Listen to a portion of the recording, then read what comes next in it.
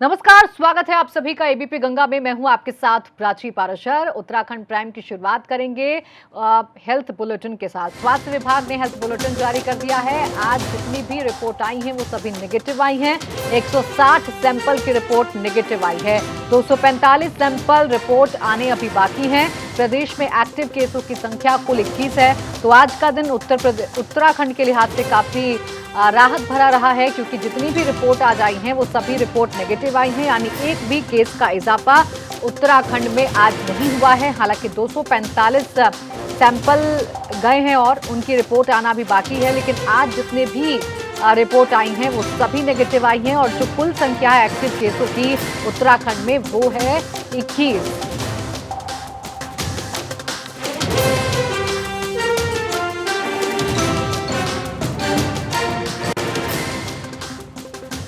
और चलिए सीधा रुख करेंगे देहरादून का। उत्तराखंड ब्यूरो चीफ अजीत राठी हमारे साथ जुड़ गए हैं ज्यादा जानकारी के साथ। अजीत, आज का जो दिन है वो कहा जा सकता है राहत भरा है उत्तराखंड के लिहाज से, क्योंकि सभी 160 रिपोर्ट नेगेटिव आई हैं। जी प्राची, बिल्कुल आपने सही कहा। और ये एक मुस्कुराने का एक बहाना भी है कि आज कुछ नहीं हुआ, क्योंकि कल और परसों में जितना कुछ हो चुका था, तो आज एक थोड़ा सुकून मिला। एक राहत भरी बात है कि आज कुछ नहीं हुआ। और ये सिलसिला पहले भी कई बार हो चुका है, लेकिन ये सब एहतियात का खेल है। अगर एहतियात बरती जाएगी, सिस्टम बिल्कुल चुस्त दुरुस्त रहेगा और सारे तंत्र सक्रिय रहेंगे तो चीज़ें बची रहेंगी। वरना बीच में एक एक सप्ताह भी उत्तराखंड में ऐसा निकला है कि जब कोई भी मरीज़ नहीं आया। लेकिन फिर भी आप जान रहे हैं कि संख्या 70 के आसपास पहुंचने वाली है। और हर रोज़ पिछले 4-5 दिन तक हर रोज़ एक केस निकलता रहा। और ये सब केवल बाहर से आने वाले लोग हैं। और हमारे चैनल ने पहले दिखाया भी था कि लोग 3 व्हीलर से महाराष्ट्र से ऊधम सिंह नगर पहुंच जाते हैं। तो ये एक ऐसा सिलसिला है जो बीच में रुकता है फिर चल पड़ता है। पूरे देश की ऐसी स्थिति है। और अभी फ़िलहाल जो एहतियात बरते जा रहे हैं, बस वो एहतियात हैं। जब तक ना आ जाए तब तक एहतियात बरते भी जा रहे हैं। और स्वास्थ्य विभाग दावा भी कर रहा है कि हमने पूरी तैयारी कर ली है। लेकिन किस तरह से ये तैयारियों को धता बता देता है जब संख्या बढ़ने लगती है, तो तब किसी के पास कोई जवाब नहीं होता। और सबसे बड़ा खतरा जो आज रात में 9:51 पर जो काठगोदाम स्टेशन पर जो एक ट्रेन आकर रुकेगी, जिसमें 1100 समथिंग यात्री होंगे जो उत्तराखंड के प्रवासी हैं, प्रवासी उत्तराखंडी हैं जो बाहर कामकाज करते हैं, वो सब आ रहे हैं। एक ट्रेन कल हरिद्वार में आएगी, तो तमाम लोग आने वाले हैं। अगले जो 2-3 दिनों में आने का सिलसिला जो शुरू होगा, जो ट्रेनें यहाँ उत्तराखंड के लोगों को लेकर आ रही हैं, तो बस असली इम्तहान सरकार का वही है कि उनका सही से सैनिटाइजर करके स्टेशन से बाहर निकाला जाए। और जो सार्वजनिक परिवहन प्रणाली है उनके हिसाब से उसके माध्यम से उनको घर भेजा जाए, और घर भेजकर क्वारंटाइन कैसे किया जाए, यही एक इम्तहान का दौर है सरकार का। और ये किसी कोरोना के होने से बड़ा इम्तहान है। अगर इसमें कहीं ढील हुई या इसमें कहीं लापरवाही हुई तो कोरोना का बहुत विकराल स्वरूप आपको देखने को मिल सकता है। आपको डिटेक्ट करना होगा, आइडेंटिफाई करना होगा कि कौन लोग मतलब जिनका सैंपल किनका लिया जाना है, सिम्टम्स किस में। और अब तो ऐसे भी मरीज आ रहे हैं जिनमें सिम्टम्स नहीं है। तो सरकार का असली इम्तहान कल से शुरू होने जा रहा है। अभी तक जो मरीज आ रहे थे उनका उपचार चल रहा था, सैंपल लेकर रिपोर्ट भेजी जा रही थी। अब हजारों की तादाद में जो लोग आ रहे हैं, तो ये एक लिटमस टेस्ट होगा सरकार का, ये कैसे सरकार इससे पार पाती है। तो यही एक मुख्य कारण है। जी बिल्कुल, बहुत सही बात कही है आपने अजीत। के सरकार को जरूर चुनौती है, लेकिन देखना होगा बारीकी से, वरना फिर विकराल रूप हो सकता है कोरोना का। अजीत, ऐसे में जो पीएम के साथ वीडियो कॉन्फ्रेंसिंग आज तमाम राज्यों के मुख्यमंत्रियों की हुई है, उसमें उत्तराखंड की अगर रोल की बात कर लें तो क्या कुछ बातें संभव हैं जो मुख्यमंत्री ने रखी होंगी, जो समस्या उत्तराखंड के सामने आ रही हैं, वो आप क्या देख पा रहे हैं? नहीं, देखिए, जो मुख्यमंत्री सचिवालय से जो इनपुट मिल रहा है उसमें यही है कि उन्होंने प्रधानमंत्री को एक अपडेट दिया है कि उत्तराखंड में कोरोना की क्या स्थिति है, और जो आने वाले संभावित प्रवासी उत्तराखंडी हैं उनके लिए हमने क्या तैयारियां की हैं।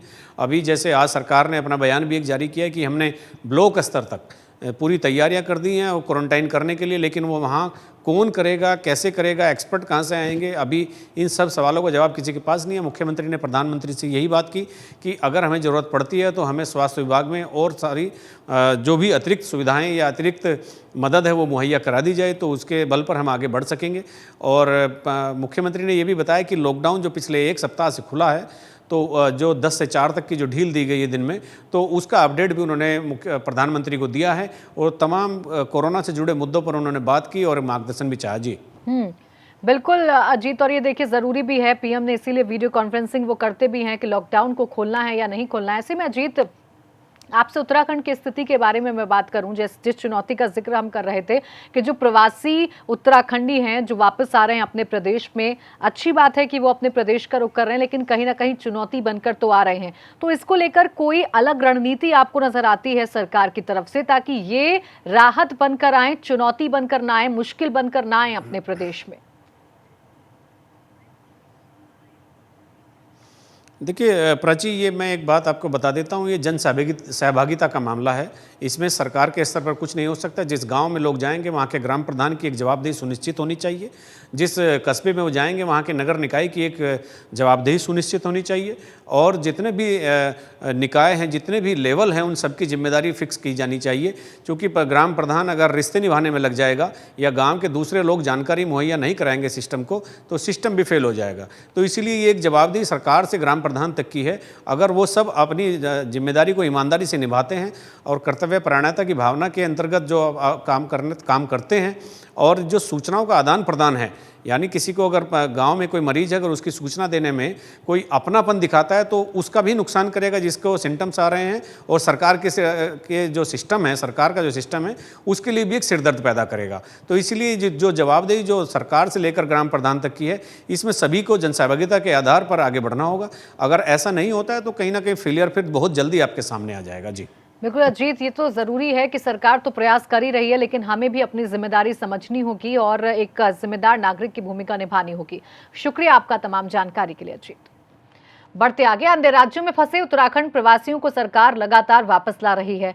ऐसे में प्रदेश में वापस आ रहे लोगों से यहां संक्रमण ना फैले, इसको देखते हुए राज्य के बॉर्डर्स पर ही कोरोना के सैंपल लेने भी शुरू कर दिए गए हैं। सभी लोगों की थर्मल स्क्रीनिंग भी की जा रही है। साथ ही ऐसे लोग जिनकी उम्र ज्यादा है या फिर वो किसी बीमारी से संक्रमित हैं, उनके कोरोना टेस्टिंग के लिए सैंपल भी कलेक्ट किए जा रहे हैं।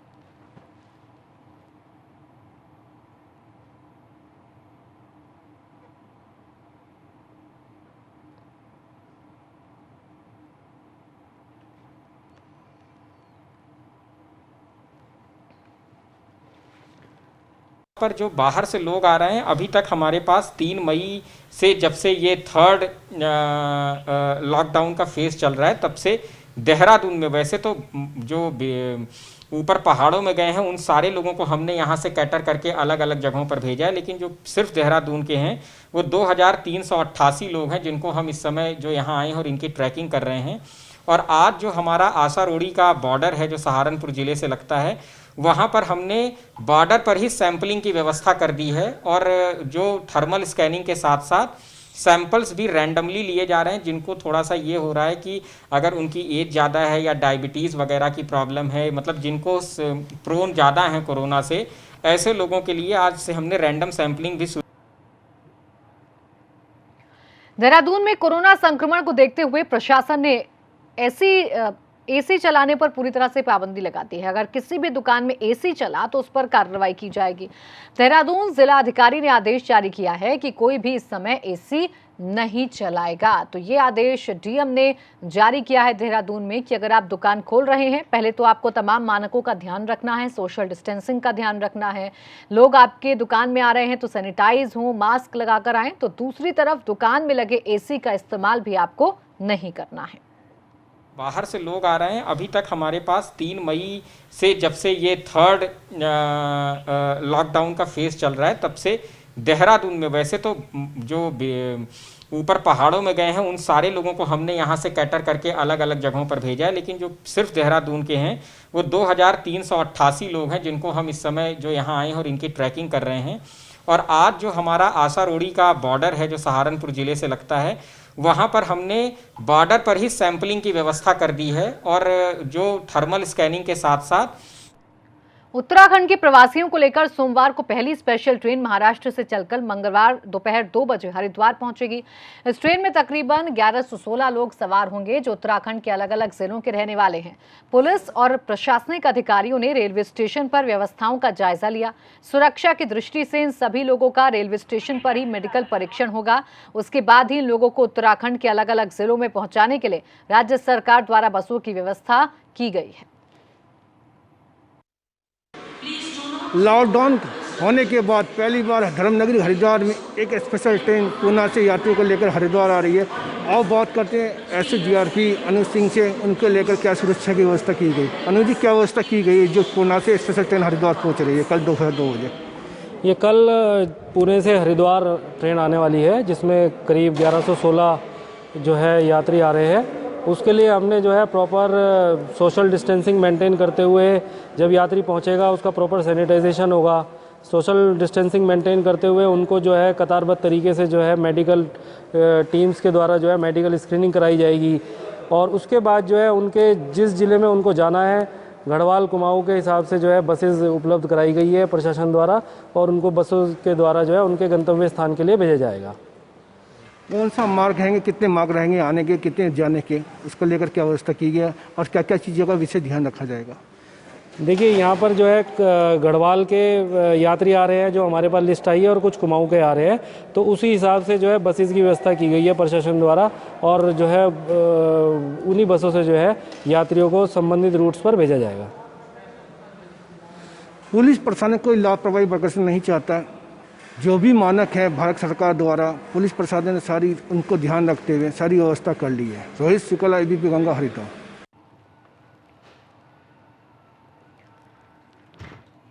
उत्तराखंड में बीते रोज बाहरी राज्यों से आए प्रवासी लोगों के कोरोना पॉजिटिव पाए जाने के बाद ग्रीन जोन में पड़ने वाले चंपावत जिले में अब विशेष एहतियात बरती जा रही है। बाहरी राज्यों से आने वाले प्रवासियों को अब सीमा पर ही सघन मेडिकल जांच से गुजरना पड़ रहा है। हर यात्री के स्वास्थ्यकर्मी जहां 1-to-1 स्क्रीनिंग कर रहे हैं, तो वहीं जिले में बाहरी राज्यों से प्रवासियों को लाने वाली रोडवेज बसों और अन्य वाहनों को भी सैनिटाइज किया जा रहा है। प्रशासन की कोशिश है कि कोई भी संक्रमित व्यक्ति जिले के अंदर ना घुस पाए। प्रवासियों को उनके नगर या गांव के पास बने राहत केंद्रों में 14 दिन के लिए क्वारंटीन भी किया जाए। सभी लोग डिफरेंट पार्ट से आ रहे हैं भारत के, तो सभी लोग का हमारे 2 पॉइंट हमने बनाए हैं। जो पूरा की वहाँ पर उनका थर्मल स्क्रीनिंग हो रहा है, और थर्मल स्क्रीनिंग के बाद हमने हर ग्राम सभाओं में, और अगर वो नगर पालिका क्षेत्र है तो उसके लिए 2 अलग स्थान चिन्हित किए हैं, और ग्राम सभा है तो उनके ग्राम सभाओं में जो भी सरकारी स्कूल है उन्होंने व्यवस्था की है, उनको अलग से रुकवा दी है। सूरत से 1200 यात्रियों को लेकर पहली ट्रेन देर रात काठगोदाम पहुंचेगी, जिसकी तैयारियों को लेकर जिला प्रशासन और रेलवे अधिकारियों के बीच पूरे दिन बैठकों का दौर चलता रहा। काठगोदाम रेलवे स्टेशन पर 3 निकासी गेट बनाए गए हैं, और जैसे ही ट्रेन काठगोदाम स्टेशन पहुंचेगी वैसे ही हर डिब्बे को अलग अलग कर खोला जाएगा, जिससे भीड़ ना बढ़े और कम्युनिटी स्प्रेड होने का खतरा ना रहे। प्रशासन के मुताबिक मैदानी क्षेत्रों के जो यात्री रहेंगे उनको देर रात में उनके ही गंतव्य तक छोड़ने का काम किया जाएगा, जबकि पहाड़ी क्षेत्र के लोगों को सुबह उनके घर भेजा जाएगा।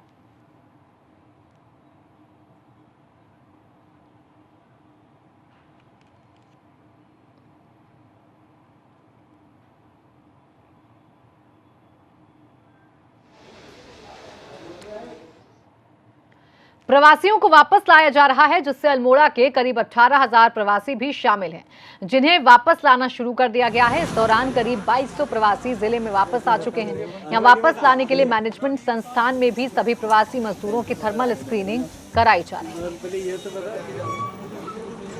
भी तो हमारे इसमें ये है कि हम लोग जो होम क्वारंटीन करवा रहे हैं, तो उसका मतलब ये है कि अपने घरों में रहेंगे। हमारे इसमें भी ग्राम प्रधान का लगातार फोन आ रहा है कि हम इनको वहाँ पर संस्थागत क्वारंटीन करवाते हैं, क्योंकि अभी इस प्रकार की कोई भी गाइडलाइन हमारे उसमें नहीं आई कि इनको जो वित्तीय प्रबंधन है वो किसके हाथों में किया जाएगा। तो अभी हम लोगों के द्वारा केवल होम क्वारंटीन किया जा रहा है, और अगर यहाँ पर कोई भी ऐसा व्यक्ति जो सस्पेक्टेड है, जिसमें लग रहा है कि कोई थोड़ा सा भी सिम्टम्स हमको लग रहे हैं कि फीवर या इस तरह, उसको हम लोग यहाँ पर संस्थागत करवा दे रहे हैं। तो ये मान के चलते हैं कि आज के डेट में जो हम लोग गाँव में भेज रहे हैं वो हमारे नज़रों में इसके थर्मल स्कैनिंग की उसमें वो सिम्टोमेटिक नहीं है, और कोई वो सारे के सारे उनको क्वारंटीन रखा जाए, और वो शहर में ही रखा जाए, गाँव में नहीं भेजा जाए। और अगर गांव में भेजा जाता है तो हमारे जो स्कूल, प्राइमरी स्कूल है, जो जूनियर स्कूल है, उनमें उनकी व्यवस्था की जाए। वो भी शिक्षा विभाग ने उनमें रखने के लिए मना कर दिया है। ज़्यादा कायम नहीं है, तो ऐसी स्थिति में जो गांव में जो घर है, जो गाँव से लोग आ रहे हैं, किसी के पास 1 घर है, किसी के पास 2 कमरे हैं, तो होम क्वारंटाइन लगना असंभव है, मतलब संभव नहीं है। वहाँ पे सबके पास अलग मकान तो है नहीं, अलग कमरे तो है नहीं। वहाँ पे सबका शौचालय साथ है, सबका रहना साथ है, खान पान साथ है। लॉकडाउन में ढील मिलने के साथ ही गांव घरों को आने वाले प्रवासियों का रेला उमड़ने लगा है। अल्मोड़ा के 1160 गांव में इन दिनों हजारों की तादाद में लोग अपने घरों को वापस लौट रहे हैं। अब तक विभिन्न राज्यों में फंसे 12,000 से अधिक प्रवासी अपने गांव में लौट आए हैं, जबकि करीब 20,000 लोगों ने घर वापसी के लिए पंजीकरण किया है। ऐसी स्थिति में इन लोगों को केवल होम क्वारंटीन करने के निर्देशों के चलते गांव में अजीब सी स्थिति पैदा हो गई है। कई गांव में इन प्रवासियों को शक की निगाह से देखा जा रहा है, तो ग्राम प्रधानों ने गांव में होम क्वारंटीन की व्यवस्था नहीं होने की बात कहकर हाथ खड़े कर लिए हैं।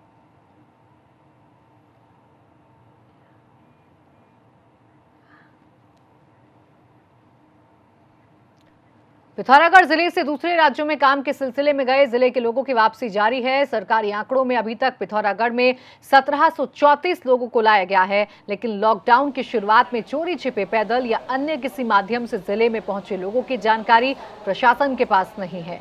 जिलाधिकारी का कहना है कि सभी लोगों की मेडिकल जांच करवाई जा रही है, जिसके बाद उन्हें उनके घर भेजकर 14 दिन क्वारंटीन में रहने की सलाह देने के साथ उनके घरों पर नोटिस भी चस्पा किए जा रहे हैं।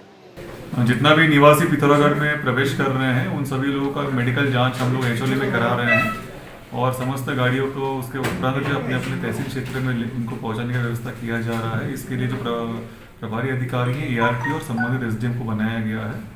जितने भी व्यक्ति आ रहे हैं उनको होम क्वारंटाइन करने का सलाह दिया जा रहा है। उसमें किसी भी व्यक्ति को अगर लगता है कि वो अपना लक्षण उसमें पाया जा रहा है तो उस व्यक्ति को हम लोग आइसोलेशन के लिए संबंधित तहसील की जो हमारा क्वारंटाइन फैसिलिटी है वहाँ पे साइन कर रहे हैं। ब्रेक के बाद स्वागत है आपका। लॉकडाउन के दौरान शराब की दुकानें खुलते ही ऐसी तस्वीरें सामने आ रही हैं जो चौंकाती भी हैं और सोचने को मजबूर भी करती हैं। देहरादून पुलिस के मुताबिक अब राशन की लाइनों में महिलाओं की संख्या बढ़ रही है। पहले राशन की दुकानों में ज्यादातर पुरुष ही आते थे, लेकिन शराब की दुकानें खुलने के बाद से राशन लेने आने वालों में महिलाओं की संख्या ज्यादा देखी जा रही है। हैरानी की बात तो ये भी है कि शराब की लाइन में वो भी लोग खड़े हैं जो पहले पैसा ना होने की बात कहकर लोगों से मदद की गुहार लगाया करते थे। पुलिस के मुताबिक अब तक कई ऐसे लोगों को चिन्हित भी किया गया है। ऐसे में अगर ये लोग दोबारा राशन लेने आते हैं तो उनसे पुलिस पूछताछ भी करेगी।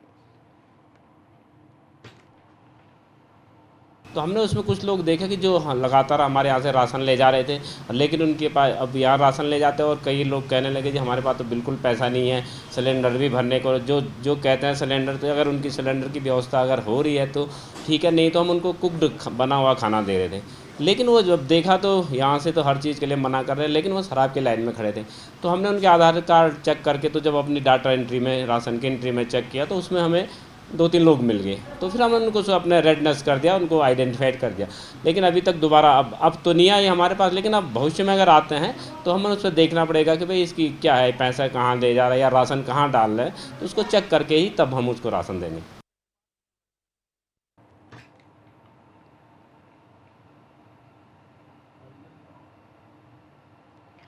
लॉकडाउन के चलते बंद चल रहे जिम कॉर्बेट पार्क के अभी जल्द खुलने के कोई आसार नजर नहीं आ रहे हैं।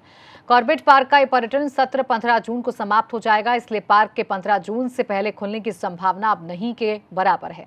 वहीं कॉर्बेट में स्वरोजगार कर रहे लोगों को तो ये पार्क 2020 में खुलता ही नहीं लग रहा है।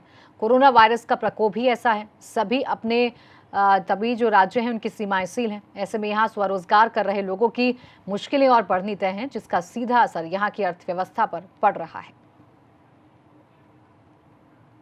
जैसे कॉर्बेट की पूरी पर्यटन गतिविधियां समाप्त हो चुकी हैं और ये एक भारी आर्थिक संकट हम लोगों के सामने, जो जितने भी पर्यटन कारोबार से जुड़े, चाहे वो होटल व्यवसायी हों, चाहे छोटे रोजगार करने वाले ट्रैवल ऑपरेटर्स हों, या फिर और जो उसके सहयोगी कारोबार होते हैं जिसमें कि मटन चिकन की दुकानें, वेजिटेबल शॉप या पेट्रोल पंप या जो तकनीकी काम करने वाले जिप्सी वगैरह के होते हैं, उन सब के ऊपर गंभीर आर्थिक संकट आ चुका है और अभी जो है आगे के लिए भी ऐसा मुश्किल लग रहा है कि ये खुलेगा। वर्तमान में कॉर्बेट टाइगर रिजर्व में पर्यटन की गतिविधियां 17 मई तक बंद है, क्योंकि गृह मंत्रालय भारत सरकार द्वारा लॉकडाउन के दिशा निर्देश में पर्यटन एवं हॉस्पिटैलिटी के संबंधित सभी कार्यों को प्रतिबंधित किया गया है। हम सभी जानते हैं कि कॉर्बेट में 15 जून तक पर्यटन सत्र होता है, तो 17 मई के बाद क्या स्थिति होगी पर्यटन की, उस समय तत्समय में जो भी दिशा निर्देश भारत सरकार या राज्य सरकार स्तर से प्राप्त होंगे उस पर कार्रवाई करते हुए पर्यटन सत्र के बारे में उचित निर्णय लिया जाएगा। इधर मसूरी विधानसभा क्षेत्र में जरूरतमंद लोगों तक भोजन पहुंचाने का काम करने वाले 75 कोरोना वॉरियर्स का सम्मान किया गया। भाजपा संगठन महामंत्री अजय कुमार ने प्रशस्ति पत्र देकर सभी को सम्मानित किया। लॉकडाउन के दौरान इन कोरोना वॉरियर्स ने भोजन, दवाई, सैनिटाइजर और मास्क बांटा। सम्मान कार्यक्रम में संगठन महामंत्री के साथ मसूरी विधायक गणेश जोशी भी मौजूद रहे।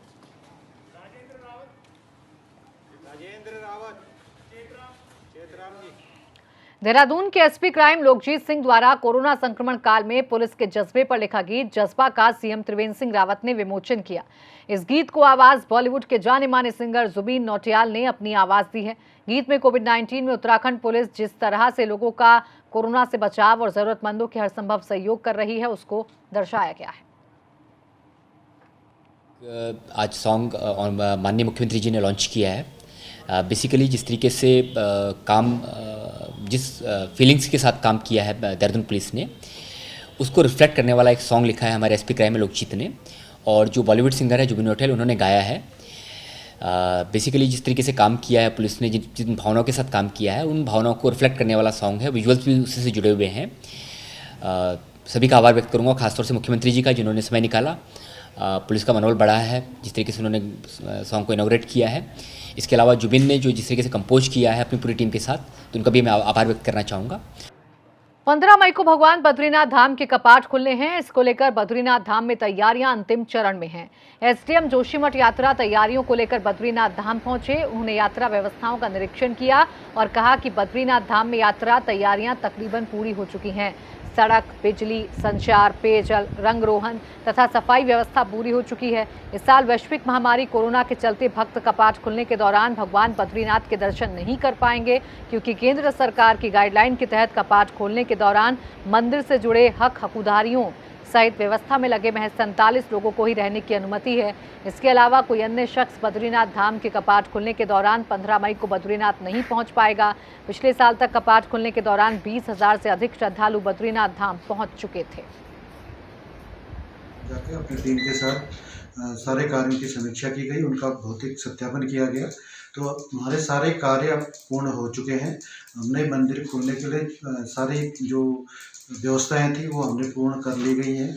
वहाँ पे लाइट रिस्टोर कर ली गई है, पानी रिस्टोर कर लिया गया है और रास्ते सब सही कर लिए गए हैं। रंग रोगन का कार्य पूर्ण हो चुका है और सफाई का कार्य लगभग पूर्ण कर लिया गया है। ये टोटल हम लोगों ने लगभग 47 लोगों को अनुमति दी गई है जो बद्रीनाथ धाम में कपाट खोलने की तिथि और लॉकडाउन अवधि में रहेंगे। और इसी के साथ फिलहाल इस बुलेटिन में बस इतना ही। आप देखते रहिए एबीपी गंगा।